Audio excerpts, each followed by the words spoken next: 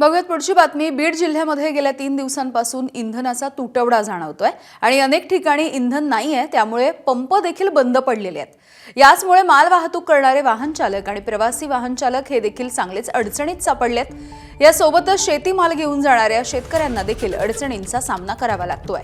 इंधन असलेल्या काही पंपांवरती नागरिकांनी मोठी गर्दी केल्याचं चित्र बघायला मिळालं, तर काही पंपावरती पेट्रोल डिझेल नसल्यामुळे नागरिकांना रिकाम्या हाताने परतावं लागलंय। या संदर्भात पंप चालकांना माहिती विचारली असता मागणीच्या अर्धाच पुरवठा कंपनीकडून केला जात असल्याची माहिती पंप चालकांनी दिली आहे। एकूणच इथल्या स्थितीचा आढावा घेतलाय आमच्या प्रतिनिधींनी।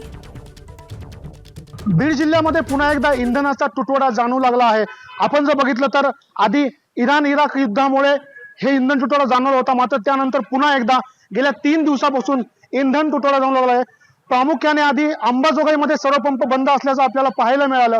त्यानंतर काल बीड येथे इंधनाच्या तुटवड्यामुळे नागरिकांनी पेट्रोल पंपावर मोठी गर्दी केली होती आणि त्यानंतर आज 5 ज्योतिर्लिंग असलेल्या पळी येथे देखील पेट्रोल पंपामध्ये इंधन नसल्यामुळे बंद असल्याचे बोर्ड लावल्याचं आपल्याला बघायला मिळालंय।